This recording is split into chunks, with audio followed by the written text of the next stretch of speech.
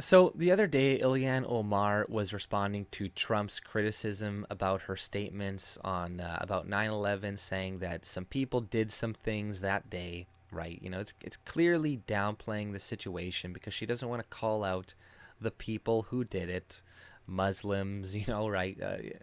We see politicians do this continuously during the Sri Lanka bombings that happened with all those Christians that were killed. You see Obama and all these other politicians not even willing to say the word Christian. They were like, "Oh, Easter worshippers." All these, it's so sad what is happening to these Easter worshippers, and not one politician would it called out Islamic terrorism for the attack.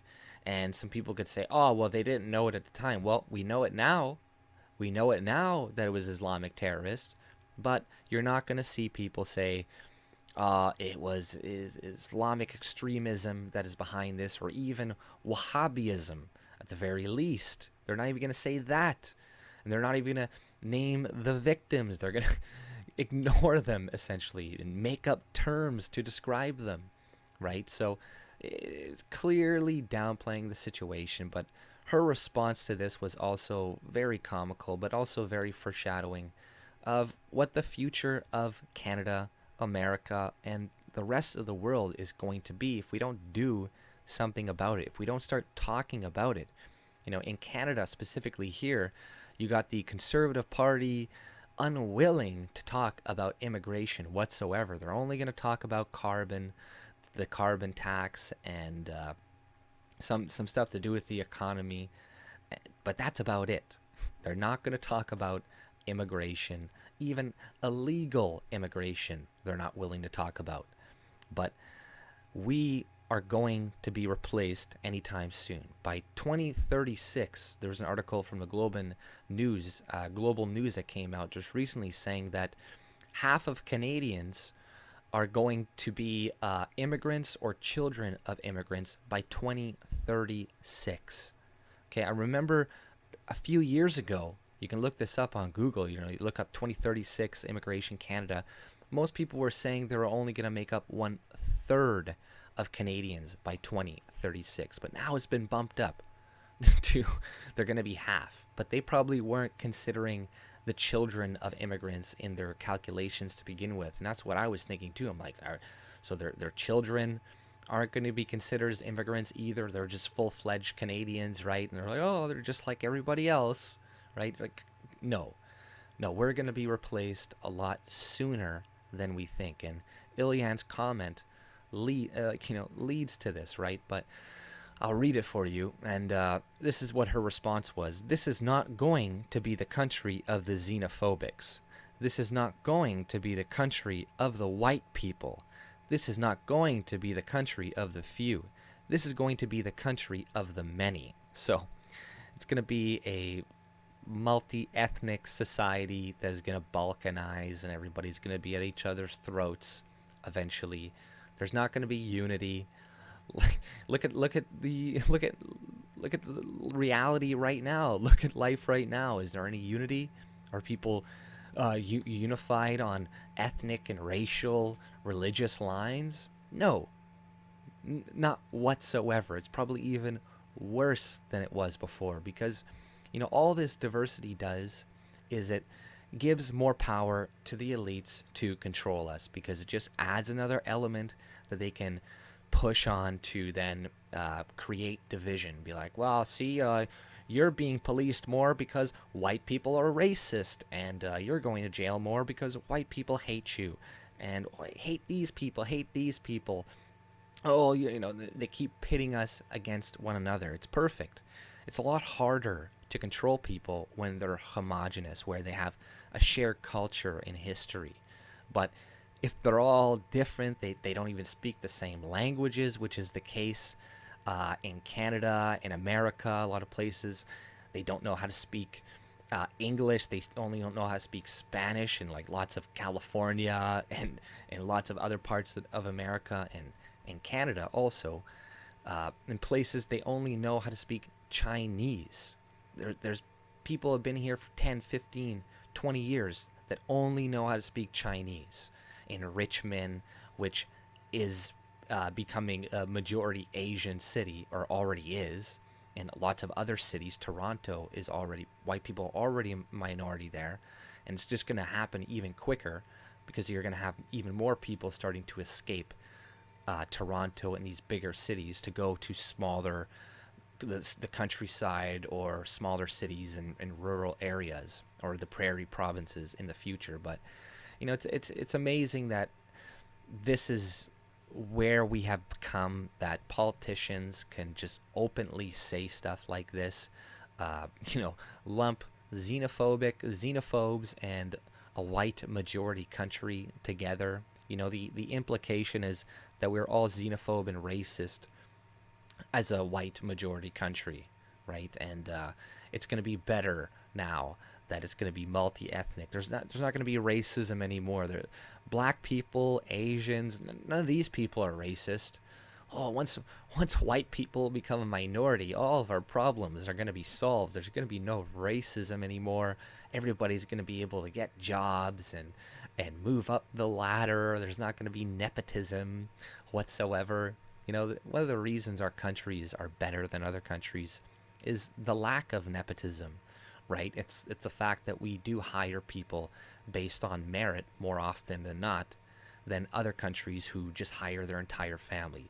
Look at what happens in Canada here when you go and you see an entire family working in a restaurant, entire family working this or that, or in Tim Hortons or something, right? They just get their friends, and they don't get the best people for the job. So obviously this is going to make you less competitive in the long run globally on a larger scale, because your businesses are inefficient. But whatever, they're always just going to chalk that down to oppression, right? There's another problem with diversity, is that there will always be differences between groups. There will always be athletic differences, intelligence, differences in intelligence, lots of other differences. And the Marxists are always going to chalk up these differences to racism. They're never going to talk about biology, culture, anything like that. It's always going to be white people are bad. So listen to Ilhan Omar and her words. This is not going to be the country of white people. And that goes for white women too. You white feminists who think that you're free from this, you're next.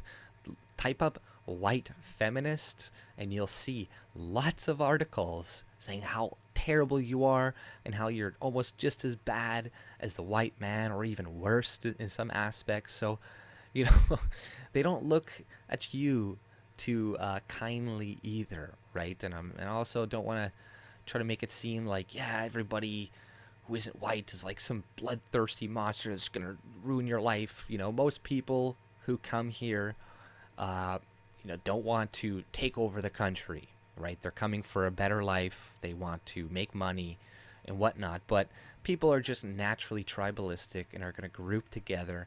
And, with the way our politicians handle our economies, we're going to be in for another recession or depression.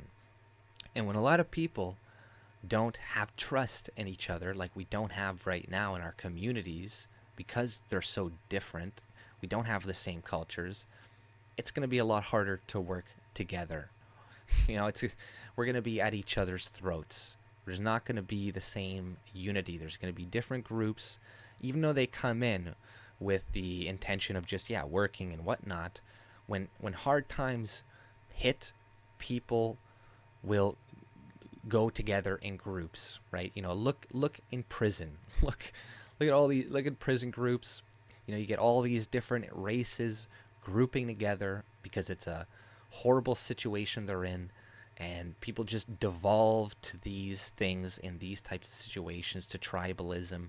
And people who don't want to be a part of a white Nazi group in prison pretty much have to join it just to be safe, right? And other groups too. They don't want to have to join that gang per se, but they're going to have to do it. And this is the future we're moving towards. And it's not going to be a pretty one. It's not going to be a utopic one like people are trying to make it out to believe. With the lack of white people, our societies will degrade. Why wouldn't they degrade? Right? Is there many examples of other societies right now in the world that are not run by Europeans that are very successful, or that have lots of rights? You can be like, oh, well, Qatar and Saudi Arabia has a lot of money. Yeah, well, they also behead hundreds of people every single year, including atheists for just not believing in God, and gay people and all these other people, right? And plenty of other horrible things that they do. So, you know, we need to start talking about this. It needs to start to be a priority in most conversations that you have, even talking to your family, to your friends. If you're not talking about immigration, if you're not talking about white replacement, you don't have to say white replacement, but you can just point to the levels of immigration that are coming in and how we're going to be a minority by like this time. That's going to freak some people out. Trust me, especially if you tell them 2036 number.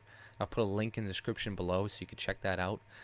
But we got to wake people up to this, guys, because we have politicians blatantly just saying this shit. It's not a country for white people anymore. It's not yours anymore, guys.